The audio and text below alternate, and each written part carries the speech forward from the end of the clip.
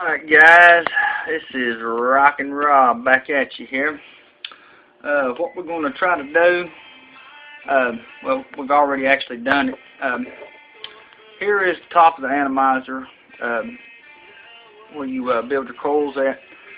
I don't know if you can see that or not, but I have two, I call them nano coils.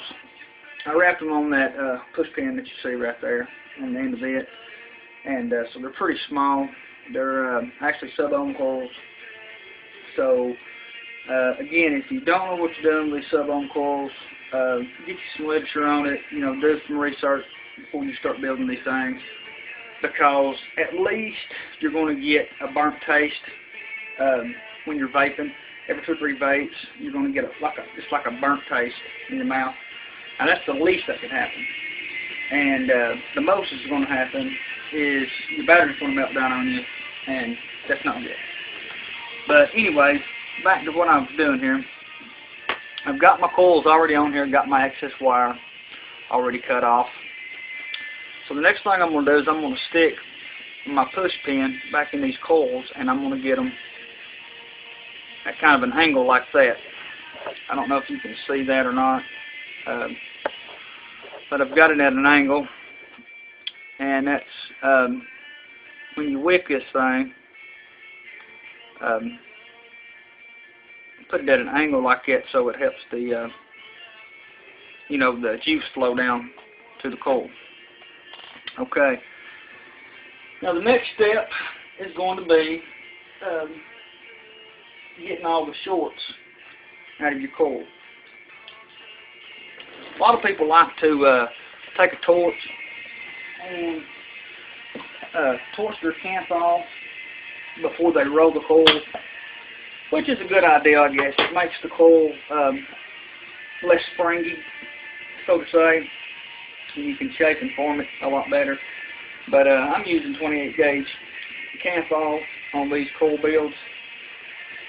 Well, 26, you know, and 28 gauge kanthal, and 28 gauge kanthal. It really it forms pretty good on its own. I don't take a torch and heat most of my coils or my kanthal wire before I roll the coils. Actually, what I do is I do the process after I get the coils already on the atomizer. I get the shorts out of it. What you want is you want these coils, you want them to glow from the inside out. It's basically what you're looking for on these things. So after you get your coils made, or whatever, you're going to want to take and put your battery back on, and put your atomizer head back on. And you're going to want to hit your fire button there, and you know, maybe hold it for 5 or 10 seconds until the coils start glowing. And usually they'll start glowing, you know, on the ends, on both ends first, and all like that. But what I like to do is, let's take a look and see how these are going to glow here. Okay. These here actually aren't too bad. Let me get down here on my light.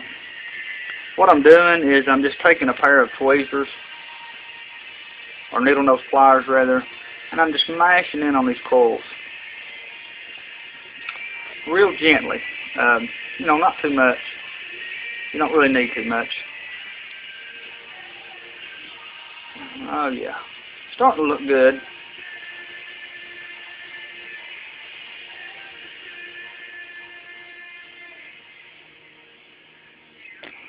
Oh yeah. Beautiful, beautiful, beautiful.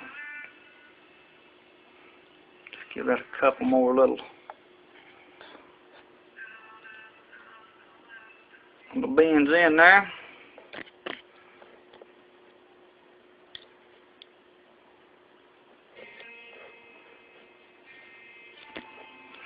These babies are the damn hit like a damn rocket going off. We're going to see. But that's how you get shorts out of your coils when you build them. Now another thing, when you're cutting off this excess wire on this middle one right here, with both the wires through it, through your positive there, it's kind of hard to get your tweezers in there and cut it short enough to where one wire is not going to touch the other. Because if these coils touch any of this deck right here, anywhere or any of these posts, it's going to short out on you. And if your wire touches any of these coils or anything on this deck, metal, pretty much this whole deck, then it's going to short out. So you don't want that. So what I do on this metal post, I'll take and I'll run my Kanthal tail a little bit longer on one side, and that way I can take and I can pull it out here, and I can take and I can bend it like that until it breaks off, and that way it breaks off right at the post, and there's nothing really sticking out short out. Now, the next thing we want to do is we want to try to wick these little bad babies right here. I'm just going to put a regular wicking on them, nothing special, no dragon tail wicking or nothing like that. Just regular old, organic cotton. You want organic cotton or like a distilled cotton, something that's been boiled, and just to get all the chemicals out of it, when they process the cotton. Because cotton's not really made to to inhale in your lungs, so that's why you really want organic cotton. But these wicks don't need to really be big at all, going through these small ass coils like this. So what you want to do is you want to try to take and stick this wick right here through this coil. Sometimes that's easier said than done with these small micro coils, or nano coils rather. But you get used to it, and once you do it a few times, it's not that hard. Got that one in. Now what I want to do is I'm going to get me another little piece of wicking here. A lot of people use silica wicking, and that's fine for some people. But, silica's okay after it gets broke in. But I like cotton because you can form cotton just about any way you want it. And once you get it soaked with your E-juice, it forms even better, actually.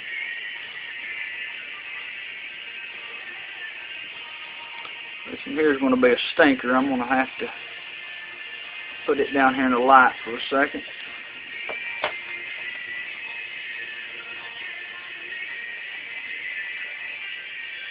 There we go. And what you really want to do when you're running cotton through these coils, or what I do, I just run it about, that far, about that far right there. I leave the rest of my wicking kind of loose. So I can tuck it up underneath the coil there and kind of make me like a little cotton bed underneath. Like I say, you don't have to have a damn whole cotton ball on these things, especially on these smaller decks that you're dealing with, like when you're dealing with the Nimbus and all like that. You get into the I-Go, W3s and stuff like that, they've got a much wider deck on them. They're actually made to where you can build a quad coil system on them. A quad coil system, that hits pretty hard if you build it right. But again, when you're getting into your sub-ohming and all like that, it's not really hard. I mean, I'm no damn electrician or, claim to be. All you need to do is just follow the charts on my Facebook page and get you a little thing from Fast Tech. They're like 10 to 12 bucks. They're ohms meters for these atomizers. And what you do, after you get your coils built, you screw your atomizer onto this device and turn it on, and it tells you what your ohm reading is on it. And that's how you you know, you get your coils to where they don't, where you're not getting a burnt taste, and you're not blowing yourself up. And I'm just going to take and I'm going to drip some of this E-juice over the top of these coils like so here.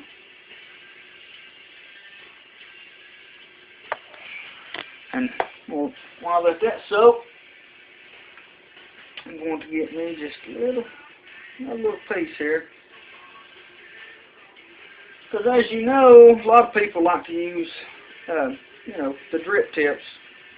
That's actually what they're invented for, you know, to pop off and drop you a few drops down in there and go on about your business. Well, you notice here, see this middle screw right here? That's where your liquid, when you drop it through your drip tip, that is where it's actually going. It's right on top of that screw there. This may be just a little too much. You don't need nothing fancy or anything like that. I mean, you know, now when you get into some other coils like the tri-coil, the wicking system on the tri-coil is a little bit different. It actually wraps around the big coil, so you're blowing smoke out from the side and the top with the tri-coils, and they really knock your head off. That's what I'm trying to say.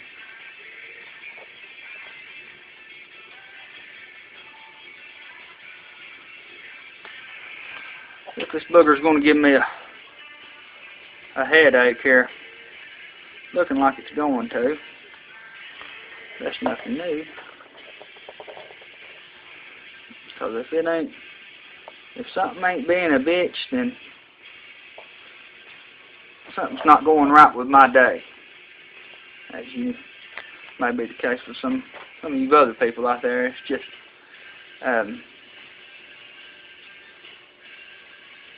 I'm a shit magnet, so to say. If there's any trouble to find, it'll find me. Don't know how it does, but it does. And if anything can screw up and fuck up on anybody, it'll be me.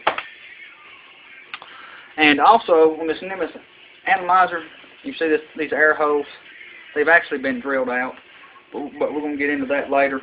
Right now, we're going to see how this baby vapes. Because Facebook only allows you to put 20-minute videos on here, and I'd say I'm getting pretty damn close. So we're going to get this thing all juiced up and the top put back on her, and get it screwed back onto the battery, and we're just going to see how this little beauty hits. They do one or two things. It'll hit really hard, or it won't. But now I've got a good feeling about this one here.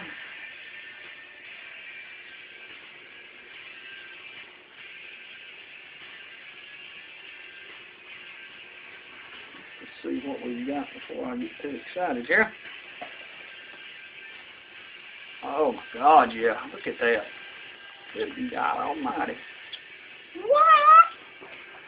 I mean, I'm here to tell you. Make you want to smack your mama, and God dang, it smells so good. Them Calypso juice, vintage vapors, I can't talk enough about it, man. It's just the damn shit. Damn good juice. Alright, and something else you want to do, you want to try to get your air holes, like on a dual coil build, you want to try to get both of your coils over your air hose on your tank or your lid or whatever you want to call it. That way, when you suck in, the air sucks in on top of the coils. It gets the coils even hotter, and you get a warmer vape, and all like that. Now these coils here, again, they are I think they're 6-rep coils, and they're wrapped on the push pin, the end of a push pin. So they're probably about the size of a super nano coil, or something like that. I actually made these coils myself. I hadn't seen anybody on YouTube or Facebook or anywhere that you know, running them off of a push pin. So let's see how it does.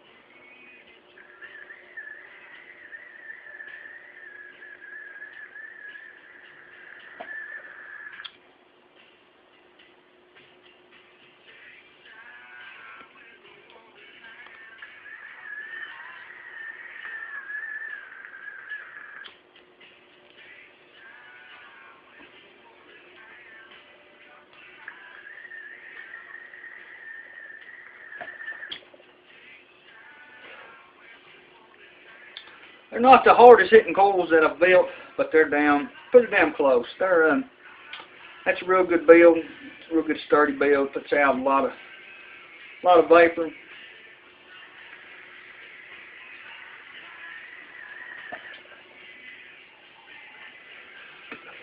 A lot of flavor too on this build. I mean, good God Almighty, it's just great flavor. So, anyways, that's how you do that, and all like that. So, anyways, if you, like I say, if you get into sub-ohm builds, just really be careful. You know, when you're building these coils, because if you build a set of coils and you're not using that ohms meter for it, you can really take a risk on blowing yourself up. And if you build a set of coils and after about 3 hits or something like that, you know, they start tasting burnt or something like that, then your ohmage is probably not right.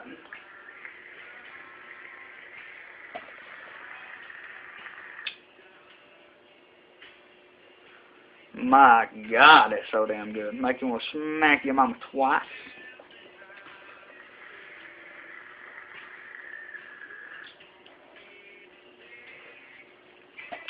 But anyways, folks, that right there is how you get the shorts out of your coils, and how I wick a lot of my micro and nano coils. As you can see, the vapor's great, the flavor's great on it. I don't know what else to say. If you have any comments or any questions, you can comment on the video or whatever, and I'll do the best I can to help you. Like I say, till next time, give me a hell yeah, and keep on vaping.